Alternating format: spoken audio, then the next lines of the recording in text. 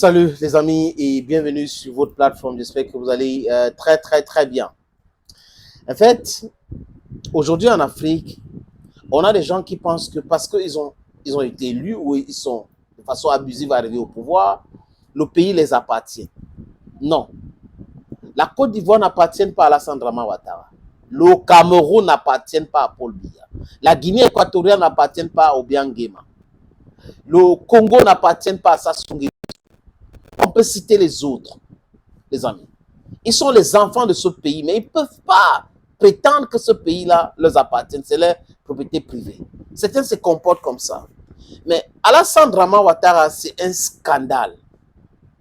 Quelqu'un qui aurait fait des études aux États-Unis, qui a été vice-directeur du Fonds monétaire international, quelqu'un qu'on a parachuté Premier ministre en Côte d'Ivoire. Tout le monde sait d'où il vient.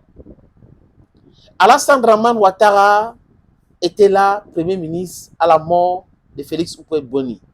Félix Houphouët-Boigny, désolé pour avoir écorché le nom de ce président.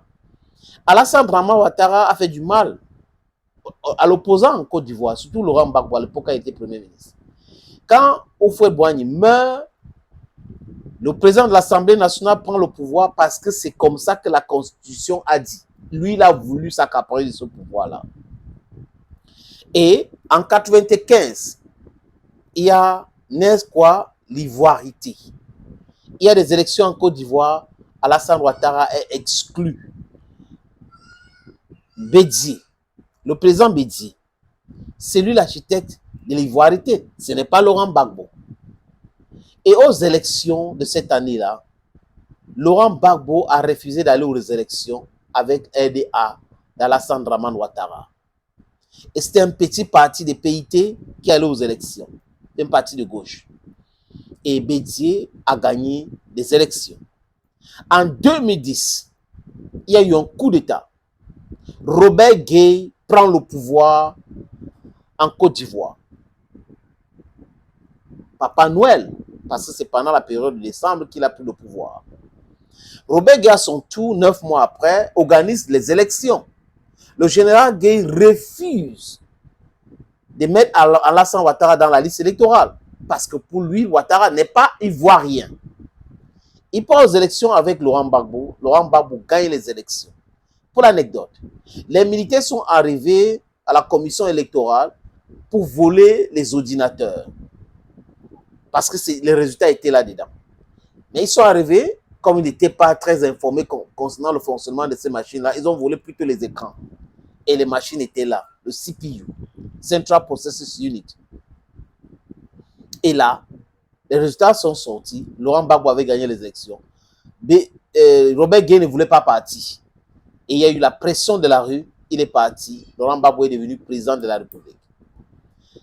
2 ans ou quelques mois après, il y a eu l'attaque. Donc, Ouattara, que Gbagbo a soutenu en refusant d'aller aux élections pour cautionner l'ivoirité des Bédié, avec Guillaume Soro, syndicaliste de la FESI, ils ont fait un coup d'État raté et après la rébellion.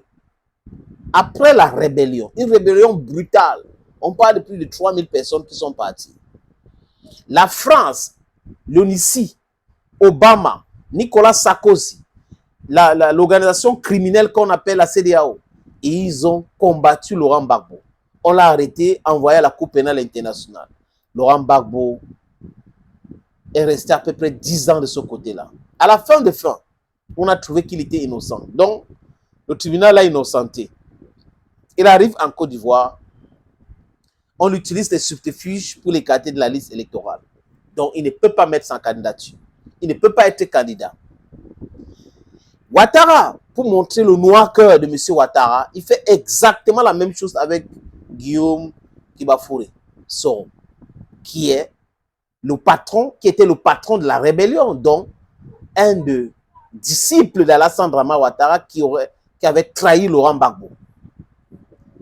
Ouattara ne se rappelle pas de ça parce qu'il est power monger. What he wants is power, power for power. Et il va commencer à dire, non, l'économie est en train de progresser, notre PIB. PIB. Il faut arrêter avec le mensonge.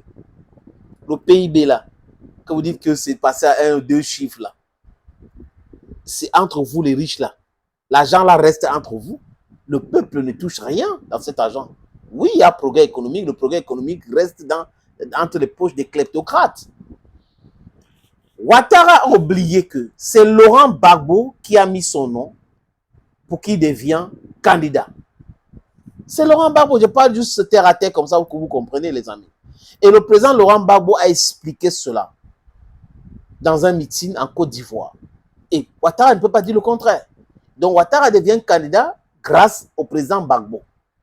Mais Ouattara continue avec son idée noire, obscure, contre tout le monde. Ouattara est en train de pourchasser Guillaume Soro. Pourquoi? Parce que Guillaume Soro a refusé de s'aligner bêtement. Donc Guillaume Soro ne peut pas être candidat aux élections présidentielles en Côte d'Ivoire. Alors que la Cour des droits de l'homme de l'Afrique et le peuple a dit qu'il est dans tous ses droits, il peut être. La Cour pénale internationale a dit que Laurent Gbagbo peut être. Mais est-ce que Ouattara écoute cela? Il n'écoute pas parce qu'il c'est power monger. What he needs is power and power for power. Let him just be very, very careful. Les prêtres, surtout l'archevêque d'Abidjan, a dit qu'il faut savoir laisser les choses avant que les choses te laissent. Il a dit que Jésus a prêché juste pour 3 ans et demi. Donc, Ouattara doit écouter ces messages-là. Parce que tout ce qu'il est en train de manigancer là, ça va se retourner rapidement contre lui. Les amis, that man don't understand. Till where they come, if you no get sense, sense will come for itself. Thank you again, and bye-bye for now.